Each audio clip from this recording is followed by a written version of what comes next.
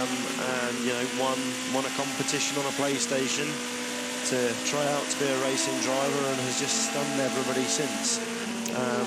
His dream was to be a racing driver, and he's made that happen, and I think he's going to have a very long, illustrious career, actually, because he's got such a strong head on his very young shoulders and very inexperienced shoulders. You know, he hasn't been karting since he was 8 years old, like most of the people that he's out there racing against. He's been playing his PlayStation that long, but it's all a bit different. Extraordinary initiative, isn't it, from Nissan to pick up people, to pick up gamers, really. This is giving a really good impression of what it's like to drive around this circuit in the dark. We're now on the Mulsanne Straight, and there'll be the first chicane will come up. There'll be marker boards to tell you where the first chicane is. All sorts of random lights suddenly appearing in here, there, and everywhere. Slower cars ahead, you've got to be careful of them. And man with a flag and things like that.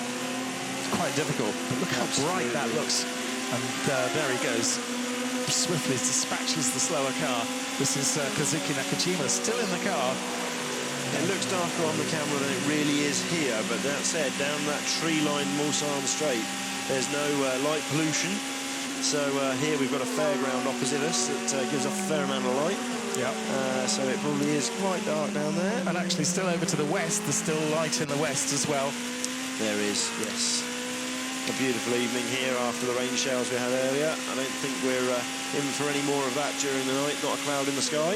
And now Jan Mardenborough is in the pits from the lead of LMP2. That's going to hand 7th place to Anthony Davidson in the Toyota. So Fred Makovicky into the 92 GTE Pro Porsche, lying currently 5th in class, has just set personal best sector for that car. So we're still, happy hour still ongoing for a little longer, as Harry Ticknell does the same in the LMP2 Jota Zytek. Look at these speeds, just look at that speedometer up to 318, 20, 323, 25, 26, 326, then hard on the brakes for Indianapolis, the right-hander, now the left-hander, nothing much to show you that. And then up to Arnage, the tight right-hander here, and you can see that 70-odd, 75 there, and then again, hard on the accelerator, and the speed just rising so quickly as he heads to the Porsche curves. 290, 200, 300, 305 nearly, and the first right-hander of the Porsche curves. Such a small amount of brake used there as he goes in, barely breathes on the brake pedal as he turns through the right-hander. Going to come across and use the brake probably fairly heavily. No, Ferrari stays out of his way as he comes through the karting section.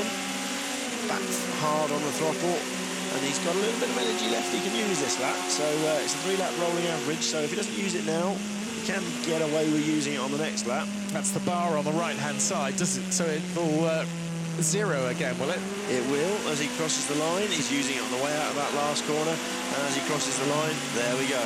So that's not a magic power boost that appears as he crosses the line. That energy is stored in a supercapacitor on the Toyota, and it's delivered through the motors in the front and rear on the Toyota of the car. And the supercapacitor, they say, is the more efficient, the faster release, made almost for the exit of the chicanes here, etc., to get up, as you've mentioned, up to VMAX as quickly as possible. Absolutely, and that's the beauty of a capacitor. You can charge it instantly, you can discharge it instantly. It's very, very good technology in terms of what's going on here, and clearly Toyota in the first 2 races of this year showing that it's probably the way to go. The Porsche with its lithium-ion battery, a very heavy system. Easier for them to probably swap the battery out if they do have a problem. I believe, we haven't seen it yet, but I believe they can unload that battery from the bottom of the car. They just raise the car up and around, drop the battery out and swap it, which we saw at the test day with the Toyota isn't possible with a supercapacitor. They had to let that become safe, couldn't touch the car for a good hour or so. So no, that Toyota with its V8 3.7 litre normally aspirated engine with 6 megajoules of energy per lap. That's a total, the 6 megajoules combined from the electrical energy and the petrol. as we see the 29 car being released, struggling to get away. That's the Pegasus car now. That was in trouble a little bit earlier on. I think it's been in trouble a fair amount, actually. I think they're having a stronger run now in the race than they've had so far this week. They had a pretty rough time of it earlier in the week. We've got a yellow at Marshall's Point, 117B. 117B is in the Porsche. That's never a good thing. Car 48 has stopped there.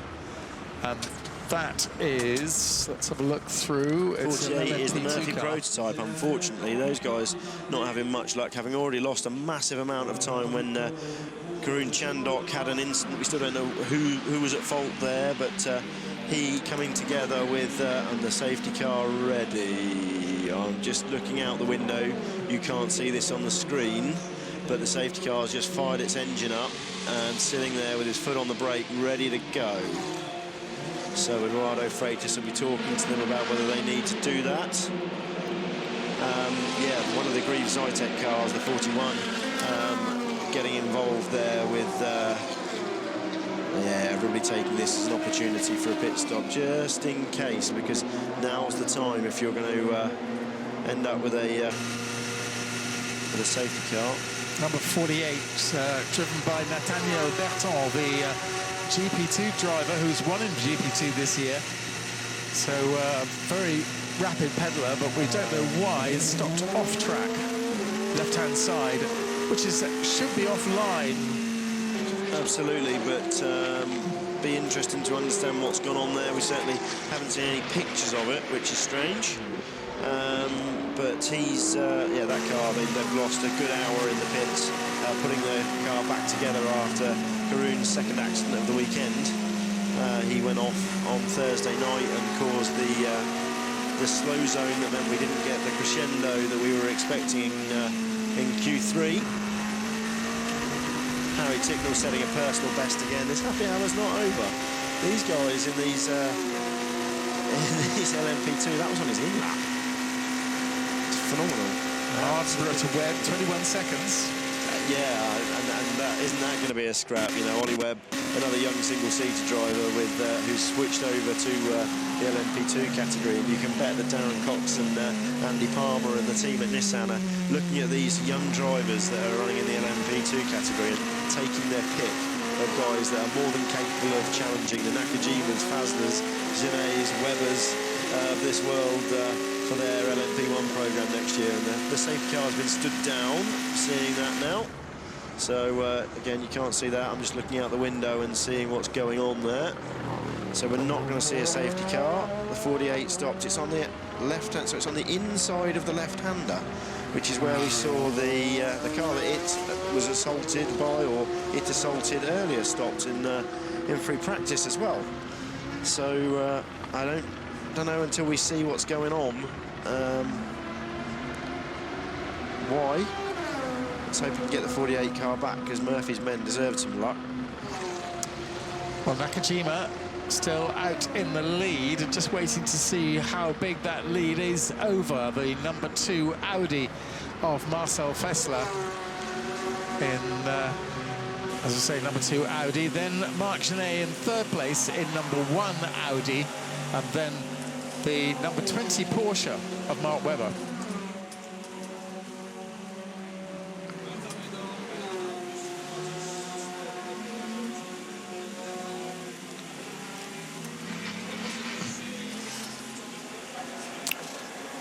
So Kazuki Nakajima being told there he's actually 1 minute and 51 seconds in the lead, and actually the yellow flag appears to have gone in just about the same time as Nakajima is notified. But having said that, I think it's slightly delayed, that notification, as far as we're concerned. There's the gap, 1 minute 51.6 basically, between Nakajima and Fessler, first and second.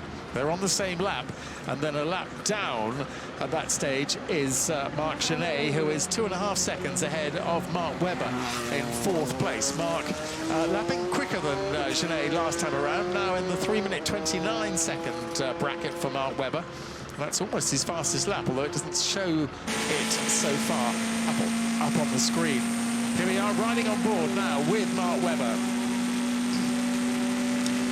Seeing from Toyota that stop from Davidson, that last stop, was unscheduled, but no response as to why it was unscheduled, just telling us that it was. So not sure what went on there.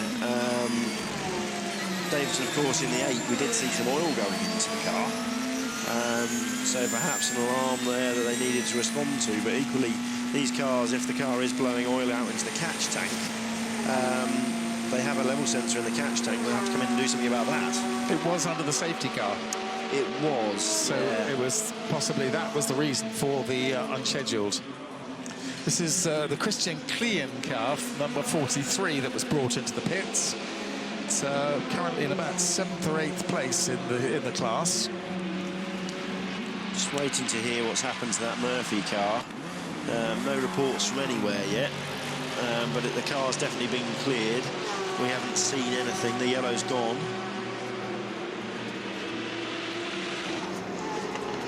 Let's have a look. We'll be seeing that car coming back, does it? And it just says stopped, still on our screen. Is that... I'd suggest that was something mechanical, the fact that we've not seen anything of it.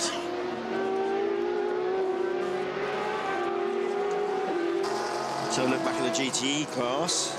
Still 101 laps now.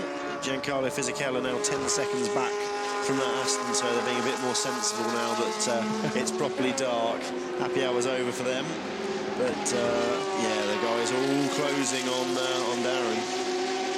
Yeah, very interesting different lap times there. 3 minute 57 actually for 5th in class. Fred Makovici, who is the back of that group.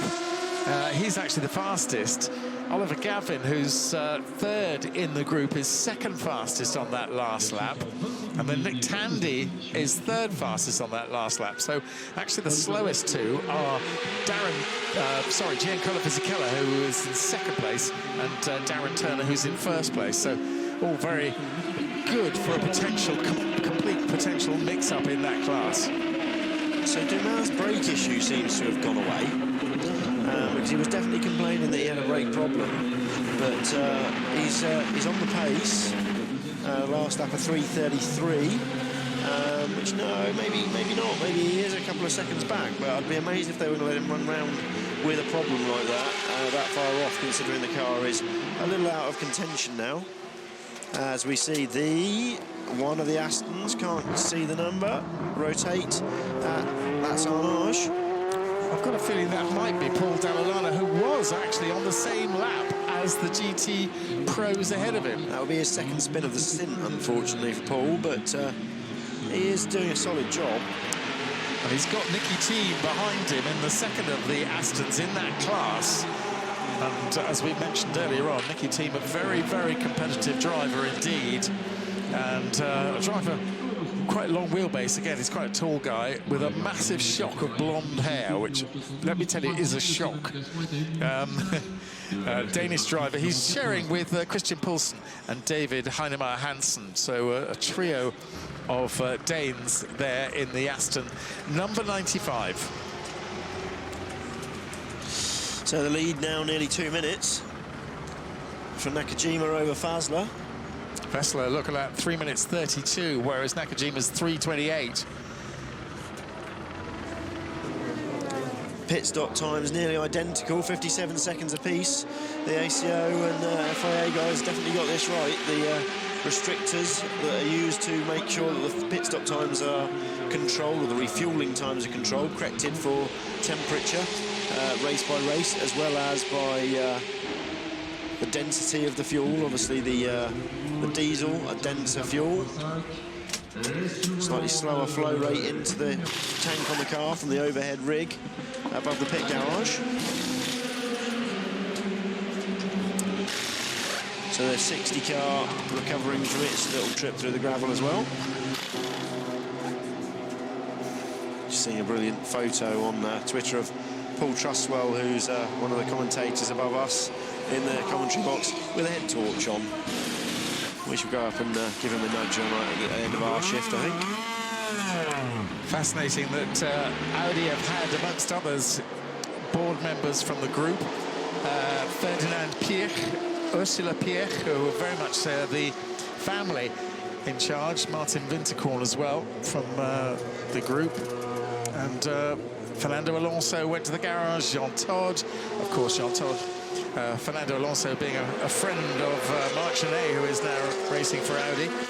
And Richard Atwood, winner of the 1970 Le Mans 24 Hours, and Hannu Mikkola also been there as well. So they've had a busy time in that garage, quite apart from running a couple of cars. And of course, Alan McNish has been there, and two Audi directors, Audi DTM directors as well. It's been very busy there. Amazing. And Felix Baumgartner, the extreme athlete, who of course is doing the Nürburgring 24-hour next week in an Audi R8. So he's, I mean, he's actually been really quick in the V8 races he's been doing. So the extreme athlete, being even more extreme, doing the biggest, or certainly the scariest race in the world. Charles Hodge there on the pit wall in the Ram Racing garage. We'll give him some grief. Charles been an engineer in this pit lane for an awful long time. Nakajima and Fessler, last lap, lapped within 24 thousandths of a second of one another around this 3-minute and 27-second lap circuit. The man you see on the screen there, just giving you the thumbs up, Thierry Bouvet. Thierry's the man that's driven the development of that Ligier. He's an extremely clever man, and I'm sure he's massively happy and to see that that car doing as well as it is.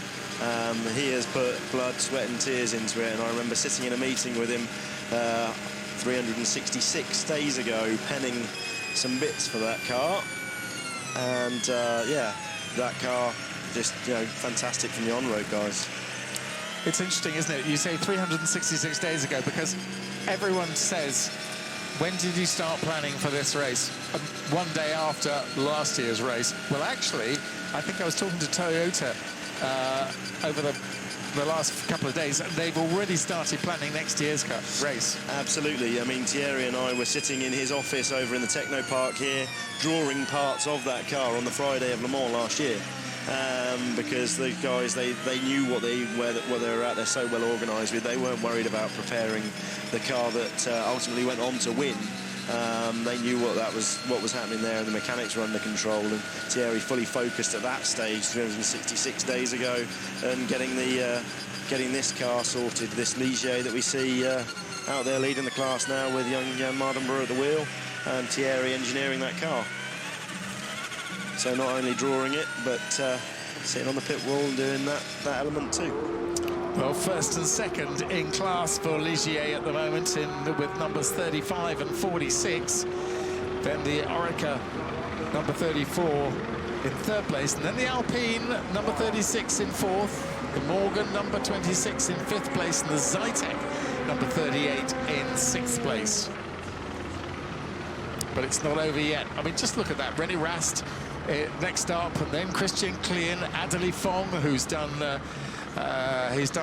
GP3, and he's aiming very, very high in his career.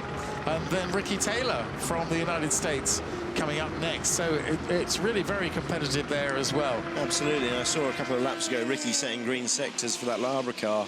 So great to see him. Jack Lecon asking him to come over and drive that car, having done such a superb job here last year in Jacques Corvette in the GTE class. So getting his break here thanks to the job that he did here last year.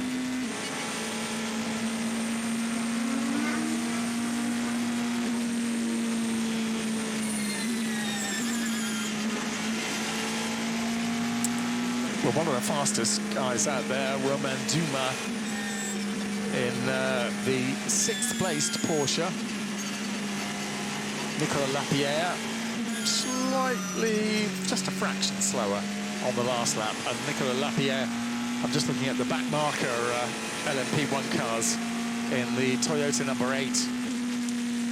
But Nakajima there, out in the lead. 1 minute 57 seconds is his lead now. It's gone up by a couple of seconds since we last told you.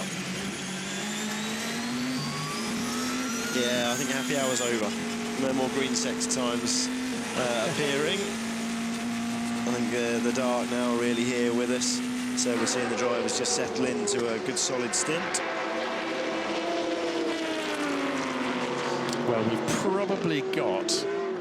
It's nearly 11 o'clock here, and it's going to get light again at about 5, so about 6 hours of darkness. Absolutely, but the scenes here are just fantastic, and nice to see that everyone's settling into a good rhythm.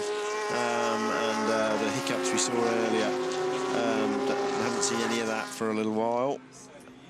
People getting on with the job. Seeing the category leaders there, the 7, the 35, the 97 and the 98. So Aston's leading GTE AM and GTE Pro. So John Gore and the guys from Aston Martin Racing Pro Drive here in the 30th anniversary year of Pro Drive. They want to do great things. David Richards, of course, founding that company. Haven't seen David here this weekend, actually, but I'm sure he is somewhere. I've heard him being interviewed elsewhere, David Richards, yeah. So here we are riding on board with Mark Webber.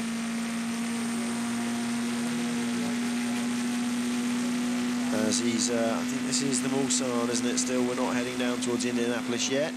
It's going to be braking and turning left shortly into the second chicane. Not too much curb there, and then more curb on the right. You can get away with that one. It's a bit flatter, and then all the curb on the left. Box for fuel. No driver change, so this will be his third stint. And a much more reliable stint here from Mark than we saw from Brendan. Not taking anything away from Brendan. I think Brendan had an issue that was caused his little off. But clearly Mark proving that there's not a great deal wrong with that car. We're not seeing the vibration that we did before with Brendan, are we? I think he had a flat little spot bit. Yeah, somewhere. exactly. I think it's just you know, so difficult to brake with these hybrids because you've got to predict the amount of regeneration that you're going to get, and that's a lot of the braking force provided by those motors. Motors acting as, in effect as an alternator as you brake. We hear about this fly-by-wire system that's in Formula One, and certainly the Toyota has a fly-by-wire system on it here. Not sure, and certainly Porsche aren't going to tell us whether this is a fly-by-wire system on the 919. I suspect not. I suspect it's more conventional braking system than what the Toyota has. I know that the Audi guys don't have the fly-by-wire system because they're the ones complaining that Toyota do. As the 91 GTE Pro Porsche 991 comes into the pits. Nick Tandy coming in. Nick will be staying in that car. I doubt it'll be getting tyres. That'll just be a fuel service. Drops back behind Fred Machiavicki in its sister car. But those guys exchanging positions on pit stops. Nakajima, look, lapping a couple of seconds, nearly a couple of seconds, or 1.7 seconds quicker than Marcel Fessler, and much quicker than anybody else in the rest of the field. You've got to give it to him. Kazuki-san doing the business.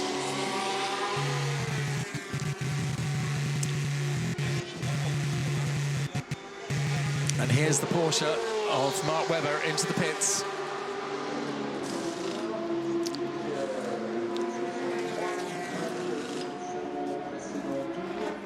There we are, and the mechanics descend on it, refuel, clean screen. So as you see that, we're just hearing from the Murphy prototype guys, they're not giving up. There is something mechanical with that car, and they've sent the mechanics out to the Porsche curves. Nathaniel Berthon staying with the car, staying in the car all this time, and he is going to try and fix it. So the mechanics are going to try and talk through with him whatever it is. The fact they can't talk to him about it on the radio, I suspect it's an electrical fault of some kind.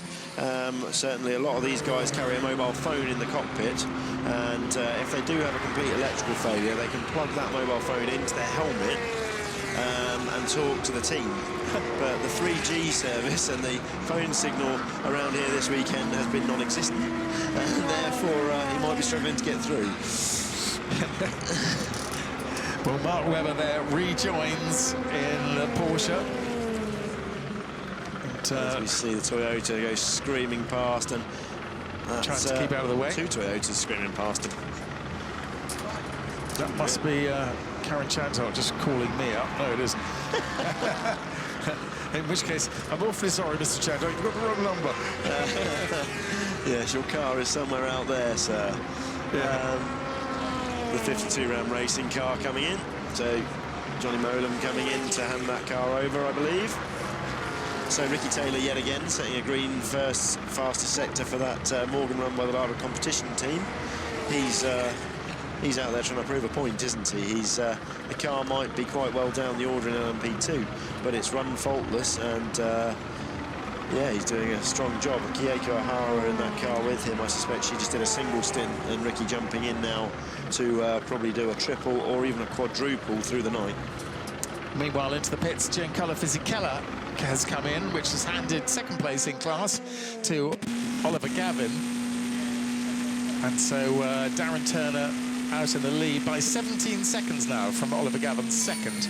But obviously, you know, the turnover of pit stops will see. There's the Ferrari number 51, and it rejoins. That's run by the AF Corsa team, who have something like 9 cars here. There was a driver change. Jimmy Bruni, as he's known, gets into that car. So Nick Tandy did get out of that 91 car. Patrick Pilet in. That's the Porsche number 91, which is actually 5th in class at the moment. And here in the 52 Ram car with Johnny Molam at the wheel was slow coming through the Porsche curves. We said it was coming in, and that's an unscheduled stop for that car. That car not having any luck at all.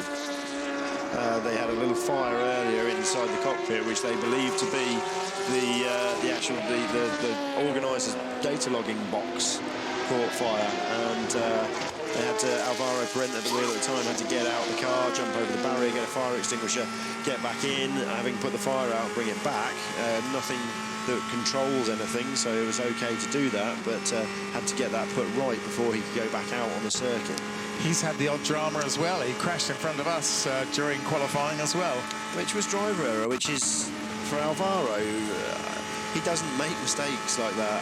And it was very strange to see him turn in with the right rear wheel on the pit-in curve, and the car just rotated on him.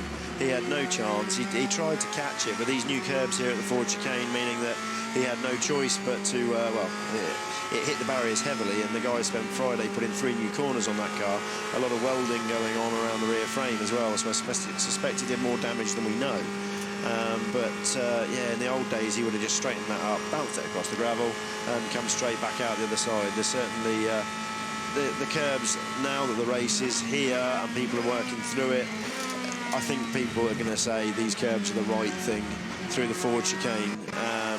Because certainly in the race we've not seen the same issues that we'd seen during practice. I think it just took people a little while to adapt to the fact you can't come flying in here anymore and hope that there's going to be room to bounce it across past somebody. Interesting that Oliver Gavin's only done 8 pit stops, whereas the other, those around him, have done 9 for Darren Turner, 10 for Jimmy Bruni in the Ferrari, and actually only 7 for Fred Makavicki in the Porsche, but it's still nearly 2 minutes back on the class lead.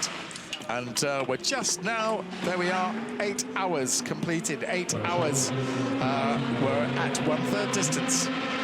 So the 98 car, Paul Dall'Olana out, and I'm not sure who that is going in. I recognise the helmet.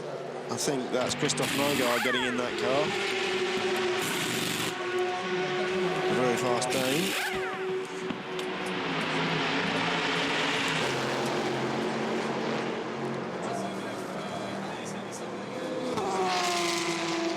So I think that was only a double there from Paul. New boots on and away that car goes. System will update just a second and we'll see who's in that GTE AM leading Aston. As it runs up pit lane, we'll get an update. Pedro Lamy, sorry, getting in that car. I got the helmet wrong.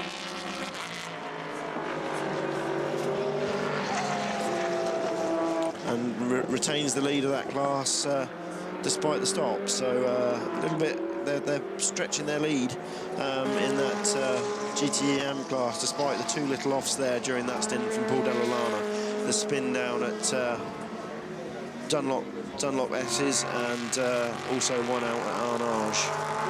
Well, look who's behind them. Nicky Thiem in the Aston 95. who's a very talented driver. Pat Long, for example, who's about 4th in class, is also there as well. Who else have we got? We've got Andrea Bertolini, multiple GT championship winner as well. They're all there. Paolo Roberti, the names in those cars at the moment. Shinji Nakano, you know, there's some pretty special drivers in those cars right now. Emmanuel Collard, you know, there's very, very special drivers out there in the GT AM class. The AM meaning that they have to have an amateur in those cars with them, not that they are all amateurs.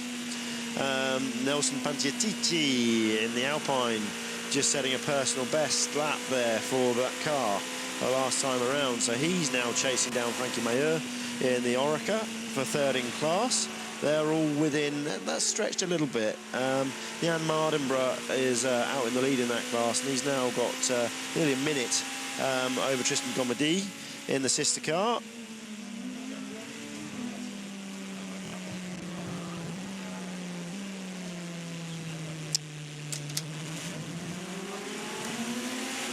Interesting, that radio message. As a driver, I wouldn't be interested in when I'm going to catch the Audi to lap it. I would just deal with it when I got there, but they're feeding in the information that he's going to catch it. He's 12 seconds up the road. As we see the one car stop.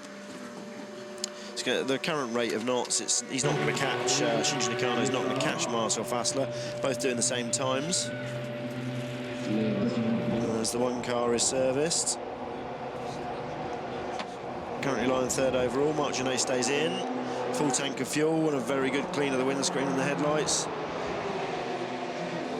It was interesting, those little cockpits. I always remember that one or two drivers found them very, very claustrophobic. I remember Jacques Villeneuve, when he was racing for Peugeot, he didn't like those cockpits. Didn't last very long in the team. No, absolutely. If you've ever sat in one of these cars, they do feel that way. I haven't sat in one of these 2014 cars, but they're supposed to be a lot better for that because you've got so much more vision. The side windows extended to make sure that the blind spots are gone for this year. Part of the safety stuff that's gone on. Alan McNish, I believe, driving a lot of that safety stuff through the FIA after his massive accident here 2 years ago that he walked away from absolutely unscathed. He cleared the barrier here and nearly took some photographers with him. Alan was a big one pushing for that. So 74 Corvette comes in from 2nd in class. Ollie Gavin coming in. I think that will be Ollie coming out of that car. We'll see in a second, but I believe that will be his 3rd stint. Riding on board here with Marc Genet in the Audi. And that wine, we've talked about it before. Just remind us what that's all about. So that's the harvesting of the energy. That's spinning up of the flywheel under braking. So the regeneration through the braking phase through the motors. We've got an Audi radio.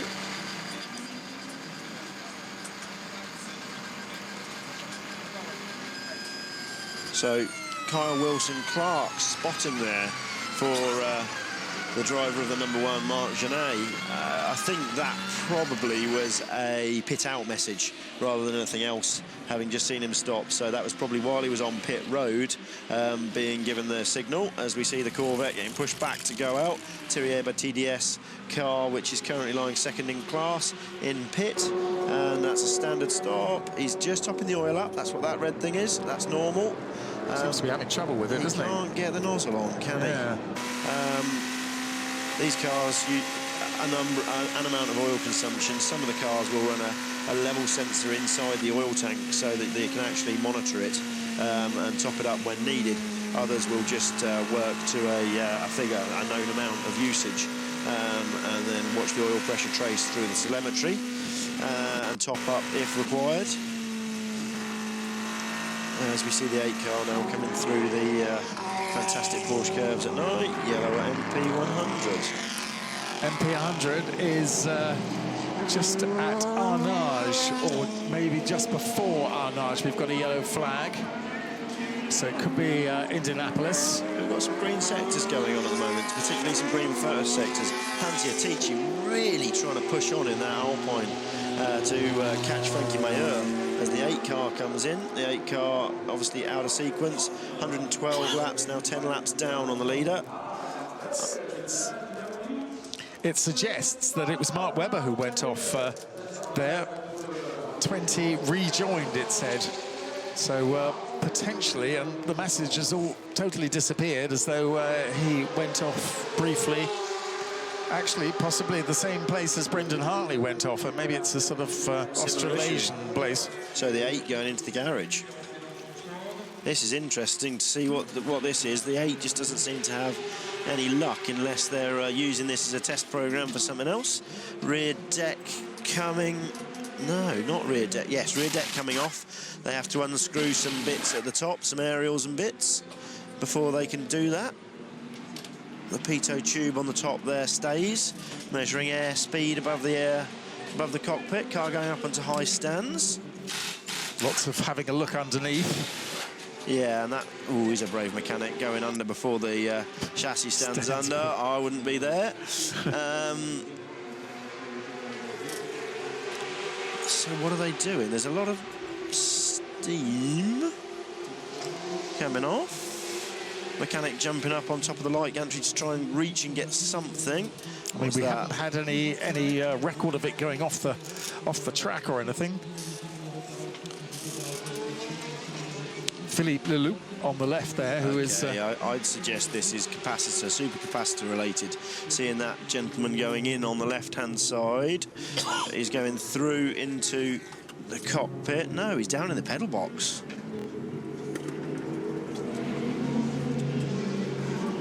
I'd take the steering wheel off so I had a bit more access, but his choice. Down in the pedal box having a good old rummage. So these cars don't have brake bias bars anymore. That's something that typically you'd need to go down in there and repair. But fly-by-wire throttle as well, and clearly that was working because he drove in fine. So those 2 pedals, in effect, PlayStation pedals that do nothing other than operate switches, and no clutch pedal on these cars. So a little confused as to what's going on. Yeah, we see Pantiatici absolutely flying in that Alpine. Up to second in class. Yeah, just absolutely, you know, he's a class act, isn't he? What are they working on that Toyota?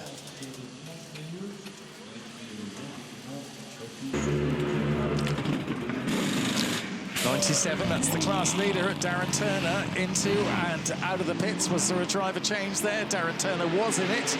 We shall find out if there was a driver change in a few moments. Here he goes out of the pits, and indeed it was. Stefan Mucker now is now in that car, the German driver.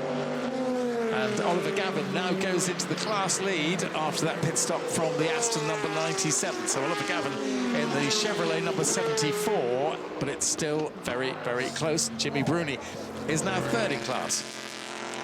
Fred Makovici fourth in the Porsche, and Patrick Pilet, his teammate, in 5th place. Okay, so we're seeing that for the 8 car, that's actually in to solve an aero balance problem. So we obviously some damage there. Oh, we're seeing a stop go for the 67, speeding in pit lane. 15-second penalty. So that's interesting. The Toyota have chosen, because that car's not really in contention, to fix that issue. I'm in a way surprised by that, but I guess if it's bad enough, then they need to do it. As we see, exact repeat of Brendan's. You're absolutely right, Bob. That was the number 20 Porsche. This was him coming into Arnage, Mark Webber. Same mistake. And, it's almost as though there's no, you know, I don't know what happens there, because it wasn't as though there was a massive lock-up or anything like that. I wonder whether it's just energy harvesting issue, and Mark easily found reverse, a lot easier than Brendan did anyway. So Brendan now in good company. Yeah, so that was a repeat of the moment a few little while ago. Mark Webber still in 4th place. So we're hearing from the Murphy Prototypes guys that the reason that car stopped is a steering problem. that's not a good place to have a steering issue in the Porsche cars. But the mechanic's gone out to try and assist him. They can't give him any tools, so they can only talk him through things. Oh, but you know, they suddenly find tools. So I do recall hedges. a battery being found in the woods a couple of years ago. Had a jump plug on it and everything. Car 12 has lost a wheel. That's the Heidfeld Rebellion. Just come out of the pits as well. That's going to be a fine or two. So this aero balance issue that we're seeing with the 8 car, Alexander Wirtz ready to get in the 7. They're still working away to resolve that, and that's definitely damage from the shunt. Something underneath not quite right, and the fact they've got someone down in the footwell. Presumably they've had to drill a hole in something and put a bolt in it. Into the pits has come Marcel Fessler in number 2, the second-place driver, and also in the pits is the Porsche number 14 of Romain Dumas. Toyota ready for a driver change, so that's going to be driver, fuel and tyres this time round. 14 car. That'll be Neil Yarni getting back in, I think. So number 12, that is the Rebellion that was in 6th place of Nick Heidfeld, who has just had a pit stop. We're told it's lost a wheel, so he's basically bringing that car very slowly back to the pits. And it's possible to actually drive these things on 3 wheels. Depends which wheel he's lost, how much damage he'll do. So. If he's lost the front wheel, there's every chance they'll do no damage at all. If the car's balanced well, which I'm sure it is. As the 7 comes screeching in, race leader in. So this is a full service for Nakajima. Nakajima out, Wirtz in. Tyres, fuel, and there'll be a screen clean, that's for sure. Well, he's really done a good job, hasn't he, Nakasan? He just... absolute class act now, isn't he? He a different driver to the driver we saw in Formula 1, that's for sure. Yeah. Out he comes. Oh, he looks a little stiff, doesn't he? He's obviously not totally comfortable in there, which is not good news. And Alex Wirtz, brave man, no seat insert at all. In he goes. Well, he's a bit long wheelbase again, as we mentioned. Such a good guy. Lives in Monaco. 3 sons, who he refers to in Twitter. Son 1, son 2, and son 3. He once said, somebody once asked him, how many bedrooms do you have in your apartment in Monaco? He said, no bedrooms, only playrooms.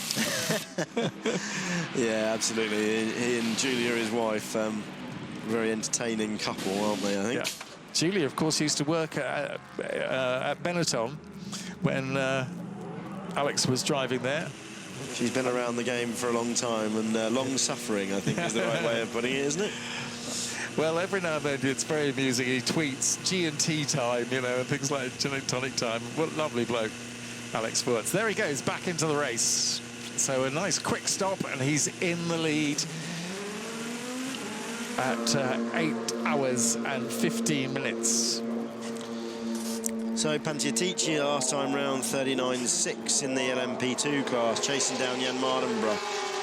Jan is in the pits, so Jan will be staying in, I believe. I think he owes us one more stint at least, and I think knowing Jan, he's a fit young man, he might go for 4. It's a slightly shorter stint for those guys. It's an 11-lap stint rather than a 13 for the P1 cars, so certainly a 4 quadruple stint at this time of night possible. But Pantiatici definitely wanting to chase that lead gap down, and Tristan Gomedi in the Ligier in 3rd in class, not doing quite the same times, 3:48.6. And the number 8 Toyota has rejoined in 13th place. Nicolas Lapierre aboard, and Marcel Fessler in that one. Jan Mardenborough still hasn't got back out again. That's a longish stop, isn't it? Yeah, it is. A bit worried about that. No, I think if that's full service, that's okay. But I don't think it should be full service unless they're just going to double through.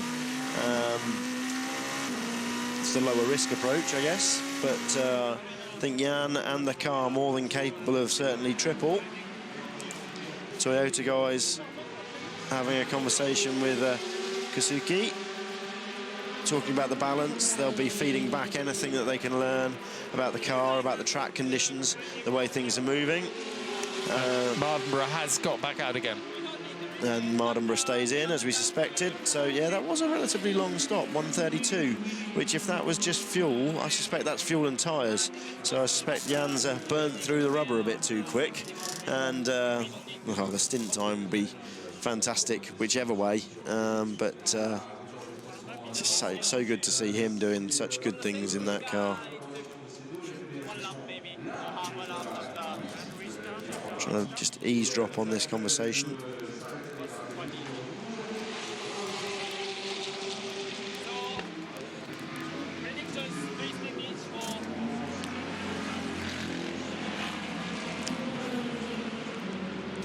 The engineer's not so keen for us all to hear what's being said. Not surprising. Now we're just waiting for the Rebellion to get back. The three-wheeler Rebellion, there it is. Certainly the two wheels on the right-hand side look okay. There's a little bit of sparking coming underneath. I'd suggest, because it was driving quite well in terms of traction. Yeah. Insurmountable car. Those guys, if they had any luck, it was no luck at all.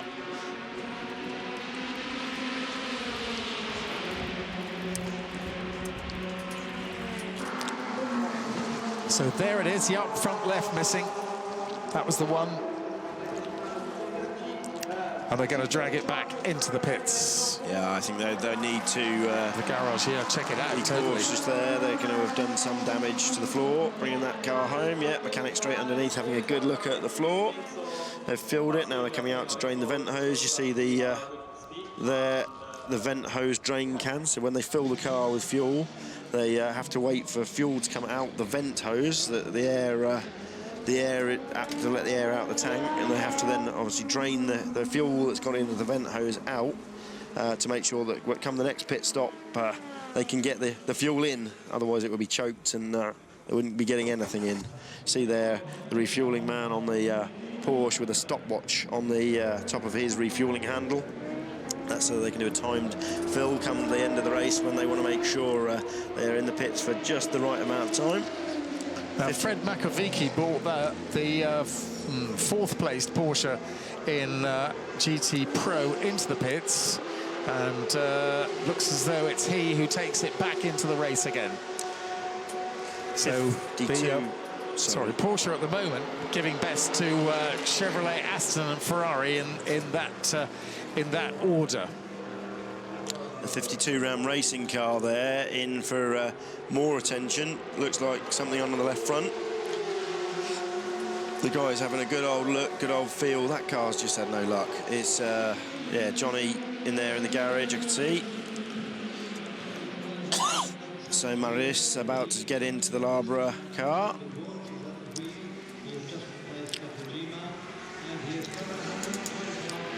So Jan Mardenborough only had a 5.7 second margin last time over Nelson Panciatici, who I suspect will now be in the lead of LMP2 in number 36 Alpine. So we wait for those to go through, although Jan Mardenborough might have gone through now. In fact, 8.6 seconds in the lead. There's something going on in the Porsche garage. We can't distinguish between the Porsche GTE guys and the Porsche LMP team. They've got the same branding, same boarding, same uniforms. Not fair, is it? No, it's not. I'd quite like them to be one wearing black, one wearing grey or something, so we can work out who's flapping. But there's definitely some not heated, but certainly some focus in that garage. Well, they've just had a pit stop with Makovici, so I wonder if they've sent it back and there's something not quite right with the car. We're now on sent it board back into with the race. 14, and we've had to hear a radio message come through. I think Neil Yarney at the wheel now in the 14, it should be, yeah. This 2-litre V4 hybrid. With a turbo. With a turbo. Extraordinary when you think it's half the size, half the engine size of the 4-litre diesel in the Audis, and almost half the size of the normally aspirated V8 3.7 of the Toyota. Absolutely. And yet, it's all somehow equated.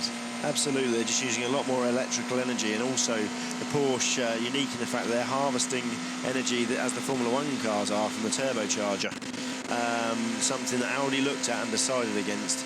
Audi had some very neat technology that they wanted to look at, using a compressor to well, to harvest energy and then deliver it back through the engine, and that the ACO decided, I think, that wasn't a suitable method. But you can hear there when the car is coming out of the corner in the Porsche, the way that battery just gives it a big oomph, and you hear the motor stop pulling when we're going the front motor. And again, there the whine of the harvest as he turns in. You'll get a whine again as he goes past the second apex, and then as he comes out, bang, we got that flashing battery saying we're now, and he listens to that whine stop as he stops harvesting. So that's the front motor now saying, no, I'm not running, we're as quick as we need to go, and now we're just on petrol power. Some 400 horsepower coming from that little V4 1.5 litre turbo. Very interesting layout, that V4. They had all sorts of issues at the start with balancing that engine, and I think the first ones shook themselves to pieces, and they had to go back to the drawing board with the crankshaft and some of the bottom end layout on that engine, and certainly effective now. They do still seem to have quite a lot of vibration on the car, but I think they can cope with it, and clearly they thought the packaging benefits of that V4 well worthwhile, which definitely the case when you then have a motor in the back as well, because between the engine and the belt and the gearbox, you've got another motor, and all of this stuff stacks up. So the packaging of the V4 better than a straight 4. And a long time since we've seen anything quite so unique. The last thing we saw like that was the Aston AMR1 with its straight 6. Didn't really work. Ollie Pla going fastest that car's been on the 39.5 last time round. The 26 Morgan lying 5th in class, and 48 is now back on the circuit. So that's the Karen Chandhok car. Now we just went past something that was stopped at the side of the circuit. Could have been that one. Do you think he found a complete snap-on toolkit on the side of the road to put the steering wheel back on? Oh, you. Something he could have, he can't go more than 15 metres away, but it depends where he stopped, because at the end of the day, the campsite of the Porsche Cares is probably about 15 metres over the wall. So it might have been some kind campists throwing some tools at him. Well, Heidfeld still in the pits. So too is Christian Klien in what is the 6th, 7th placed Morgan in LMP2. And there is Nick Heidfeld's Rebellion 1 Toyota. But it looks as though they don't seem to have had any damage on the front left, which is what was missing when it came into the pits a little while ago. Yeah. Although they're looking in the cockpit now. Yeah, absolutely. I don't know what they're looking at, but seeing those guys, obviously they've now got a spare crew, which is why you're seeing guys that aren't in fire suits and they're working on that car, because that crew will have stopped. There on the left-hand side, front of the garage, you see Bart Hayden. Bart, the team manager, very much driven this team forward since he lost his father and business partner. God bless him, Hugh. He was an absolute gentleman, as is Bart. Ian Smith stepped up into the sort of role that Hugh had been doing. So I think we're getting yellows, but I think this is because of 48 staggering its way back, Karun Chandhok. So what are they looking at? Are they going into the fuel tank, I think?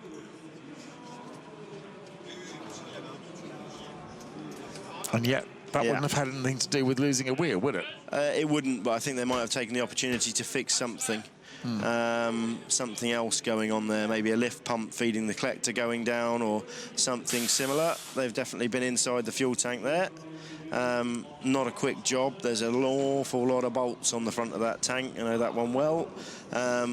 about 26, little M6 screws to undo to get in. So not the work of a moment. I know they've been in and out of that tank a lot this week, playing with lift pump arrangements, trying to get maximum scavenge out of it as they restart and go off up the pit lane. 9 minutes lost.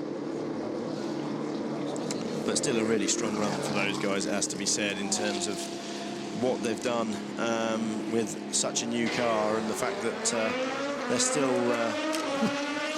only 9 laps back.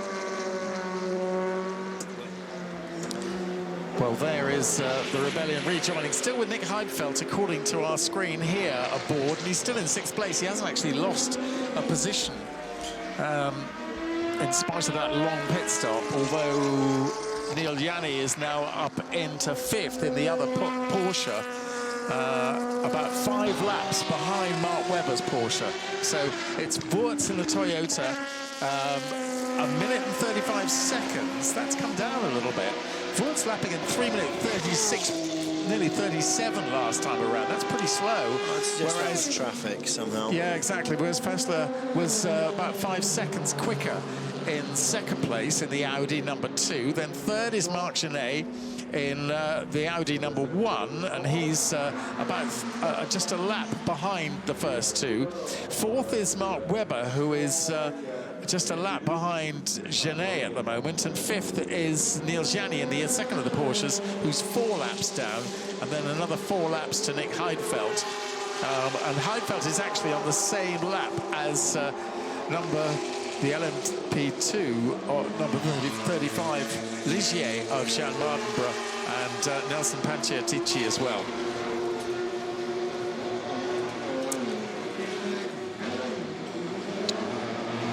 So in LMP2, things all getting a bit closer again. 36 there. Well, Panciatici in the pit, so that will have delayed him a little bit. But is it still Panciatici in the Alpine? It should be, I think.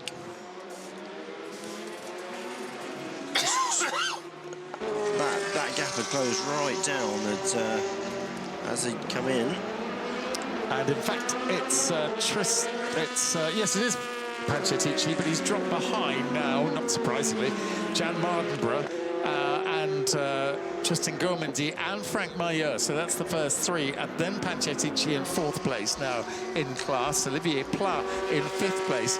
Olivier Pla just, well, we think they're watching and waiting. Very, very competitive. Absolutely, they've had an extra stop, those guys. They got caught out by the weather, frankly, and that's the reason for the extra stop. No reliability issues there, but